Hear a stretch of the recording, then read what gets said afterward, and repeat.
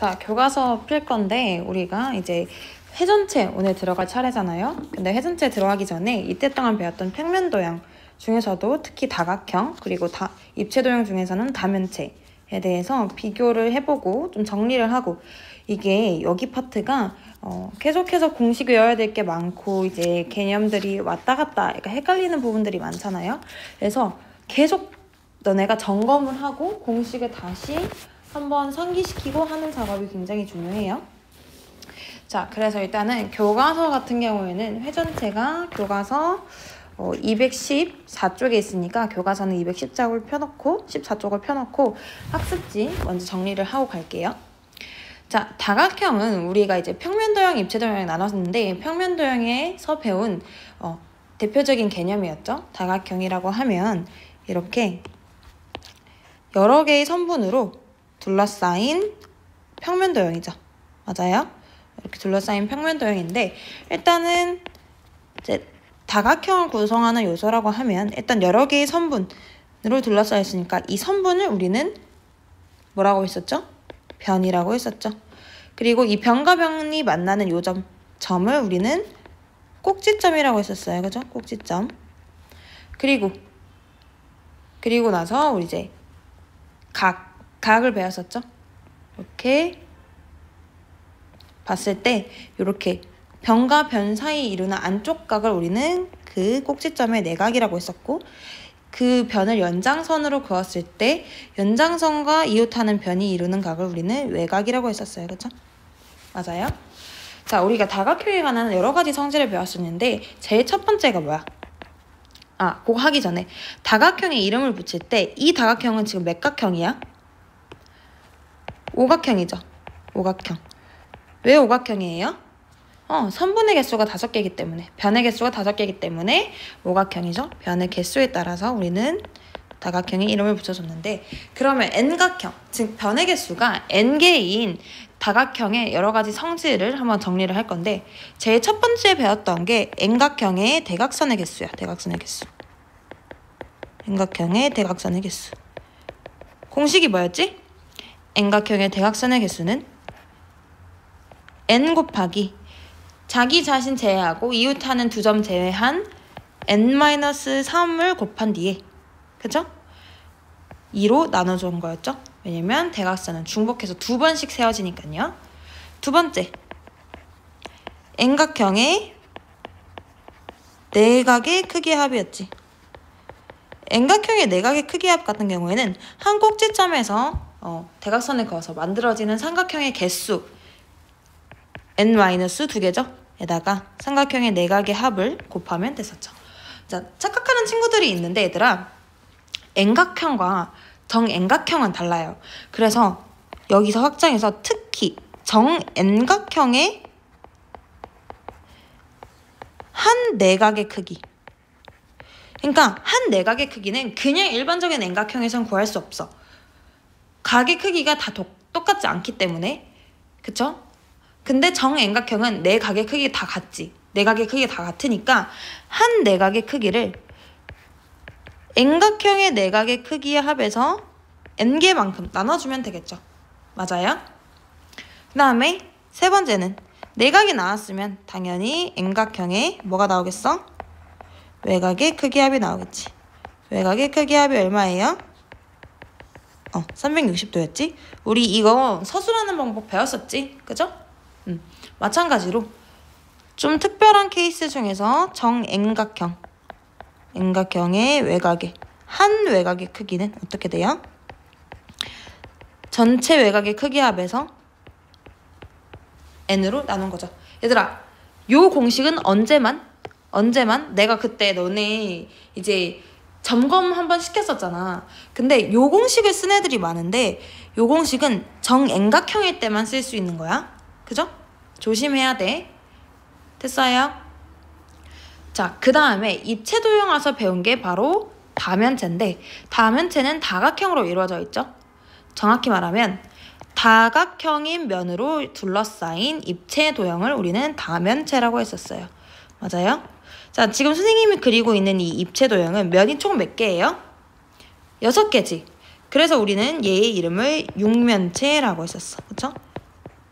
다면체 같은 경우에는 면의 개수로 다면체의 이름을 정했었죠. 자, 다면체의 구성 요소를 보면 당연히 면으로 이루어져 있으니까 면, 그리고 이 꼭지점, 얘는 평면 도형과 똑같죠? 그리고 얘는 모서리가 되겠죠, 편은. 됐어요? 그래서 면과 꼭지점과 모서리로 이루어져 있고, 자, 다면체 같은 경우에는 N면체의 여러 가지 공식을 배웠다기보다는 대표적으로 어떤 도형이 있었는지, 어떤 입체 도형이 있었는지 봤었는데, 첫 번째가 초등학교 때 배운 뭐야?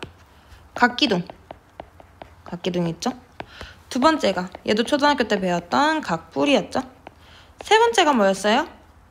우리가 이제 중학교 들어와서 처음으로 배운 개념이죠? 각뿔대죠. 각뿔을 이제 밑면과 평행하게 잘라서 생긴 그 밑에 도형, 각뿔 형태가 아닌 새로운 입체 도형을 우리는 각뿔대라고 했었어요. 여기서 너네가 특히 조심해야 되는 건 뭐야? 자, 내가 지난번에도 애들이 많이 틀리는 부분이라고 했는데, 각기둥의 옆면은 직사각형이었지. 맞아요?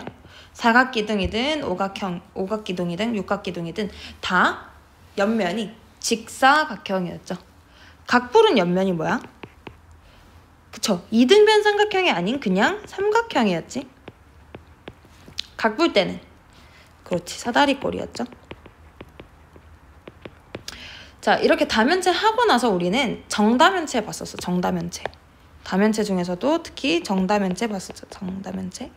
정다면체의 뜻, 첫 번째, 모든 면이 합동인 정다각형으로 이루어져 있고, 두 번째, 각 꼭지점에 모인 면의 개수가 같은 입체 도형을 우리는 정다면체라고 하죠. 그죠?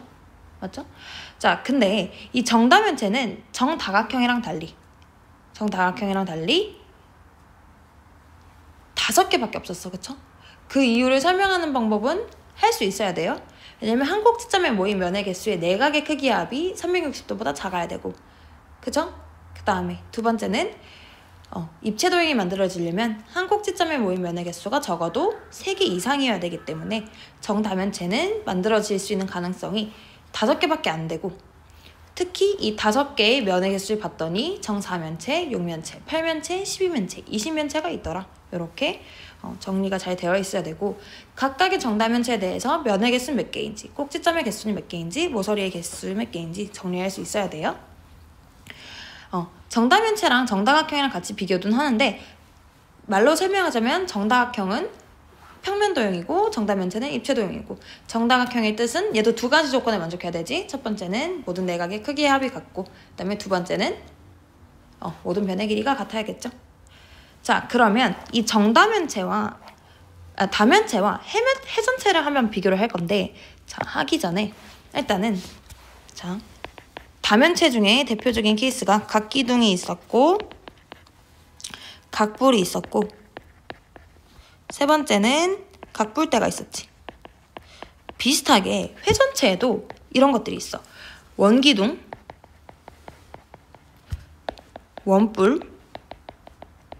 원뿔대가 있는데, 자, 요 개념을 배우기 이전에 교과서 지금 어디 피냐면, 내가 아까 말했죠? 214쪽 한번 보자. 자, 회전체라는 거는 어떤 평면 도형을 한 직선애를 축으로 하여서 1회전 시켰을 때 생기는 입체 도형을 회전체라고 하고요. 원기둥, 원뿔대만 있는 것이 아니라 문제 1번 보듯이 아주 다양한 회전체가 생길 수 있어요. 자, 그리고 직선 하나를 축으로 해서 1회전 시켰다고 했으니까 그 축이 되는 하나의 직선을 우리는 회전체라고 하는데, 자, 대표적인 게 원기둥, 원뿔대는 새로 배울 개념이니까 9가 있어요. 자, 1번, 2번, 4번부터 볼게. 자, 축이 이렇게 있어. 축이 있고 여기에 직사각형이 있어요. 자, 얘가 축이야. 요 축을 기준으로 요렇게 회전을 하는 거야.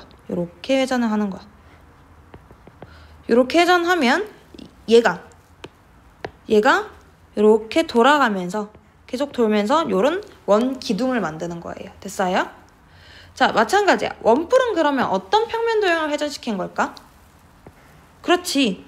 축에 붙어있는 한 변을 공유하는 직각삼각형. 직각삼각형이 이렇게 돌면서 원뿔을 만들겠죠. 그쵸? 얘들아, 구는 뭘 것 같아? 이 축을 기준으로 반원이 이렇게 붙어 있으면, 아이고, 만들어져 버렸네. 잠깐만. 자, 반원이 붙어 있으면 이 반원이 돌면서 뭐가 되겠어요? 구가 완성이 되겠죠. 맞아요? 이런 식으로 어떤 평면도형, 얘는 지금 직사각형이지? 평면도형 직사각형을 회전축을 기준으로 한 바퀴 1회전 시켰을 때 만들어진 회전체를 원기둥이라고 하고, 직각삼각형을, 얘들아, 직각삼각형인데 특히 축과 한 변을 공유를 해야 돼. 왜냐면 뚝 떨어져 있는 애들 같은 경우에는 원뿔이 안 만들어져. 중간에 이렇게 비어있는 형태가 만들어지거든. 이렇게. 됐어요? 그래서 원뿔이 안 만들어지고 축과 한 변을 공유하는 그런 직각삼각형이 이제 원뿔을 만들어 버리고요. 그 다음에 구 적어줄게. 직각삼각형인데 축과 한 변을 공유하는 직각삼각형이 됐고, 구 같은 경우에는 뭐죠? 반원. 얘도 지름이 축과 지름을 공유하는 반원을 회전시켰을 때 구가 이렇게 나오게 되겠죠. 됐어요? 얘들아, 각뿔 때는 각뿔을 밑면과 평행하게 잘라서 만들어진 도형이지. 사실 원뿔 때도 원뿔을 이렇게 밑면과 평행하게 만들어서 위에는 원뿔이 생기고 밑에는 생기는 도형을 우리는 원뿔대라고 해요. 그래서 생기는 도형이 위에도 원, 밑에도 원이고요. 서로 평행하고 이런 도형이 만들어지겠죠. 됐어요? 근데 이 원뿔대는 사실 회전체이기도 한 게, 자, 이런 사다리꼴을 돌려도, 즉 사다리꼴을 이렇게 돌려도 원뿔대를 만들 수 있겠죠. 자, 원뿔대와 각뿔대의 구성 요소를 조금 더 간단히 보면, 자, 각뿔대의 밑면, 사각뿔대를 한번 그려볼게요, 선생님이. 사각뿔대. 이렇게 사각뿔대를 그리고 이게 원뿔대예요. 원뿔대를 그렸는데, 자, 각뿔대에서 아래 위에 있는 두 면을 우리는 뭐라고 했었어요? 밑면이라고 했었어요. 그리고 옆을 이루고 있는 이 면들 우리 뭐라고 했었지? 옆면이라고 했었죠. 그리고 밑면과 밑면 사이에 이르는 거리, 수직대게, 면과 수직대게 딱 선을 그었을 때 생기는 선분의 길이를 우리는 각뿔대의 높이라고 했었어요. 자, 원뿔대도 마찬가지야. 원뿔대도 두 밑면, 아래 위로 두 밑면이 생기고요. 그리고 옆에 이루는 면을 옆면이라고 해요. 그리고 옆면이라고 하지 말자. 얘는 좀 애매하다. 옆면이라고 하지 말자. 자, 그리고 두 밑면 사이에 이루는 거리, 수직되게 그었을 때 만들어지는 선분의 길이를 우리는 높이라고 해요. 높이.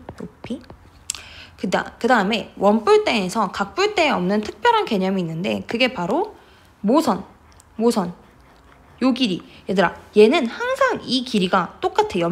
옆에서 봤을 때 요 길이가 항상 똑같아요. 됐어요? 그래서 이 옆면을 만드는 선분, 이게 회선에서 만드는 게 옆면이거든. 그래서 요게 우리는 모선이라고 해요. 모선. 됐어요? 이런 식으로 우리는 회전체의 개념은 평면 도형을 한 직선을 축으로 해서 1회전 시켰을 때 생기는 입체 도형이 회전체고요. 그리고 그 기준이 되는 직선은 우리는 회전축이라고 하고, 대표적으로 원기둥, 원뿔, 원뿔대, 구가 모두 회전체고. 그쵸? 이렇게 배울 수 있겠죠? 자, 그러면 교과서 216쪽 한번 가보자. 교과서 216쪽. 자, 근데 이런 회전체에는 특징이 하나 있었으니 그것이 무엇이냐 하면, 회전체는 내가 자른다고 한번 생각을 해볼게. 회전체를 자른다고 생각해볼게. 그랬을 때 내가 이 회전축에 수직이게 잘랐어. 원기둥이든 원뿔이든 원뿔대든 구든 다 수직이게 잘랐을 때 생기는 단면의 모양이 항상 원이에요. 항상 원. 항상 원. always one. always one. 항상 원이죠. 그쵸? 얘도 원이죠. 그래서 회전체의 성질이라고 하면 지금 216쪽 1번 봐봐. 회전체를 회전축에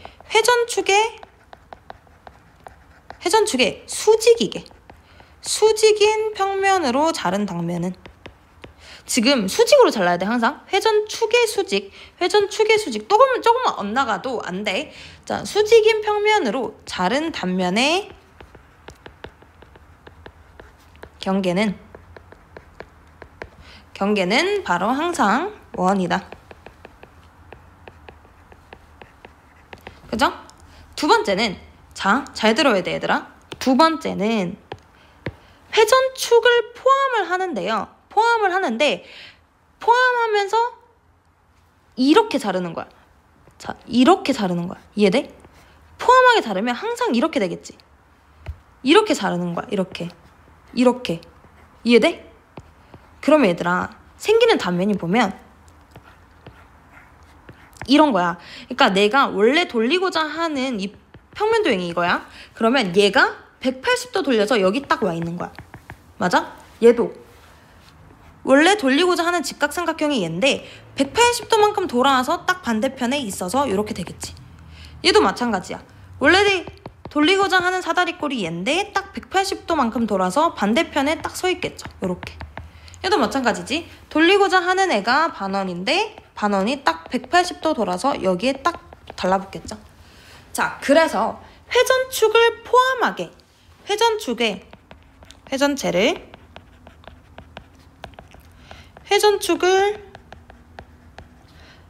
만약에 포함하는 평면으로 자른 단면은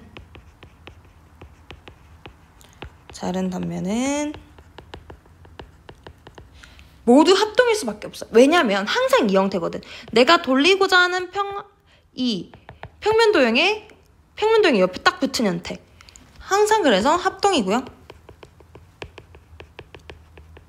그 다음에 얘들아, 똑같은 게 옆에 딱 붙었지. 이런 애들은 딱 이 선을 중심으로 접었을 때 완벽하게 일치하죠. 그런 애들을 선대칭 도형이라고 해. 즉, 이 선에 대해서 대칭됐다고 하는 거죠. 그래서 얘는 얘가 회전축이잖아. 회전축에 대해서 대한 선대칭 도형이다. 이렇게 정리할 수 있겠지. 됐어요? 자, 그러면 우리가 오늘 한 내용을 정리를 해보면, 자, 우리가 오늘 한 내용은 일단은 우리가 회전체를 배우려고 했었어. 자, 새로 배우는 개념은 회전체야. 회전체라고 하면 어떤 평면 도형을 기준이 되는 직선을 기준으로 한 바퀴 회전시켰을 때 만들어진 도형이고요. 그 기준이 되는 직선을 우리는 회전축이라고 했었죠.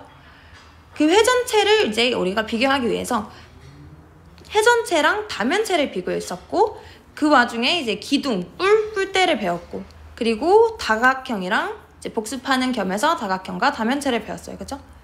회전체의 개념이 정리되고 나서 회전체의 성질을 봤었는데, 회전체의 성질을 어떤 걸 봤었냐면 이제 잘랐어. 단면의 모양을 본 거야. 어떤 도형을 관찰하기 위해서.